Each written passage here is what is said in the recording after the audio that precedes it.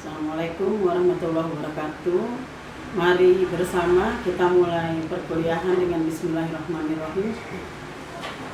Kita lanjutkan perkuliahan kita dari pertemuan yang lalu, kelanjutan dari orientasi secara umum, ya, untuk melihat kedudukan filsafat hukum di dalam ilmu hukum maupun ilmu filsafat.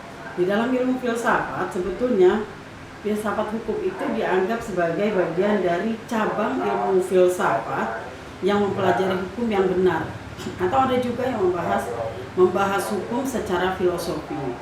Ya. Sebetulnya di dalam pengertian yang demikian, maka filsafat hukum itu adalah bagian dari bagaimana menyelesaikan nilai-nilai di dalam suatu susunan masyarakat hukum tertentu atau sistem hukum tertentu. Itu flashback dari perkuliahan kita yang lalu yang membahas tentang pengertian filsafat hukum. Kemudian kita masuk ke dalam bahasan yang lebih lanjut dari itu, yaitu tentang klasifikasi bidang teori hukum, ya, atau bidang filsafat hukum. Ada beberapa ahli yang menyebut filsafat hukum itu juga adalah teori hukum, ya. Jadi ada yang begitu, tetapi lebih banyak para ahli membedakan antara filsafat hukum dengan teori hukum, walaupun sebetulnya bedanya tipis-tipis saja, karena keduanya juga membahas hukum secara idealis, gitu, secara hakiki. Kemudian kita masuk ke klasifikasi bidang filsafat hukum. Ada beberapa pendapat dari para ahli yang dapat kita gunakan untuk mengklasifikasikan bidang filsafat hukum. Mungkin Anda bisa nanti mencari buku atau membaca di e-book atau e-lib. Ini bukunya, ya. Ini bukunya adalah Pengantar Filsafat Hukum oleh Profesor Dr. Lili Rashidi. Ini silakan nanti dicari, ya. Sebetulnya membicarakan hukum dari sisi filsafat ini masuk ke dalam dunia etika, dunia etis, di mana membahas hukum dari segi grundnorm yang utamanya atau ideologi. Dari grundnormnya, norma dasar, ini adalah pandangan-pandangan yang dikristalisasi dari kebiasaan-kebiasaan masyarakat yang umum, tetapi kebiasaan itu adalah kebiasaan yang dikehendaki atau yang ideal, gagasan-gagasan, ide-ide yang ideal. Kemudian filsafat hukum itu, saya terangkan satu persatu. Filsafat hukum itu terdiri dari dua klasifikasinya. Klasifikasi filsafat hukum. Yang pertama adalah ekspositorial.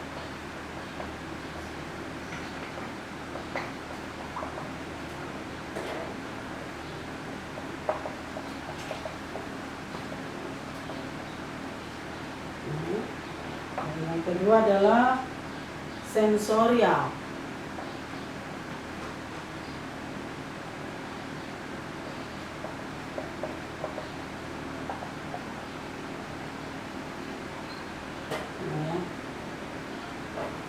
Untuk yang pertama, expositorial jurisprudence, ini adalah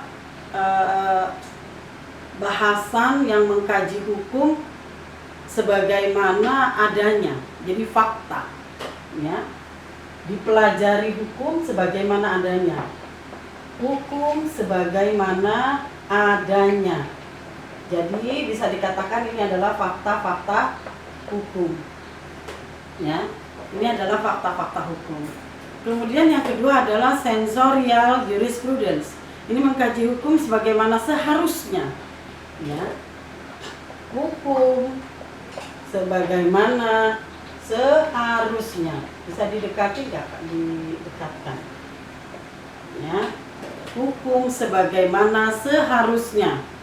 Nah, sehingga kedua bidang ini bisa dikatakan Yang satu membahas secara ideologi, yang ini membahas secara faktual, ya. Yang satunya sosiologis, bagaimana hukum itu nyatanya di masyarakat. As it is, gitu ya, sebagaimana adanya. Nah, sedangkan yang kedua adalah as it right to be, bagaimana seharusnya, yang bagusnya seperti apa, gitu ya. Tapi sebagian besar apabila nanti Anda melanjutkan ke S2, Anda akan belajar keduanya secara terpisah, ya, atau dikenal sebagai sosiolegal jurisprudence.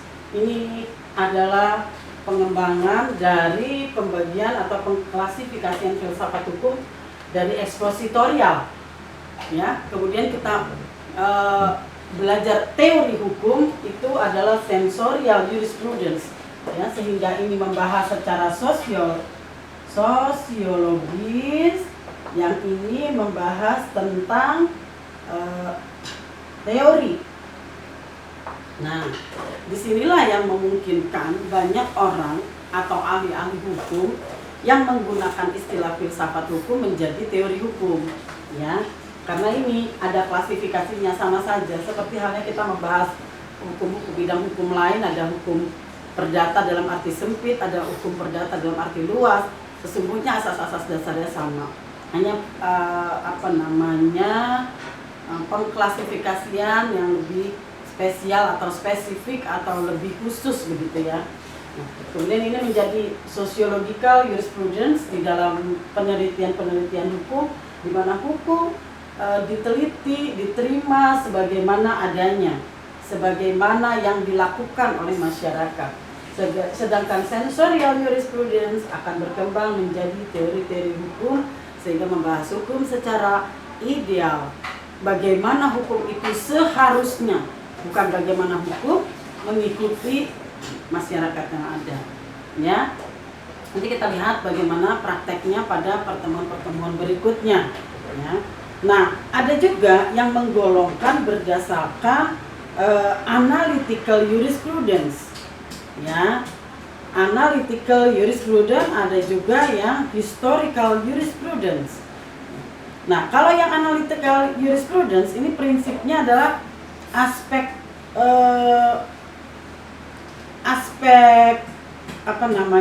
bagaimana hukum itu berjalan di dalam masyarakat. Analytical ada lagi, ya. Klasifikasi lainnya adalah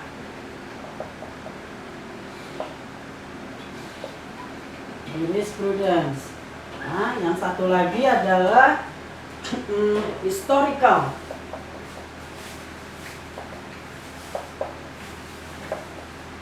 Ya.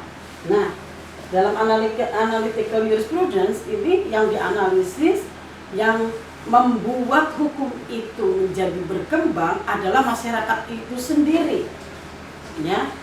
Masyarakat yang melaksanakan hukum, kemudian dia dianalisis membuat hukum baru, ya, tumbuh menjadi hukum baru.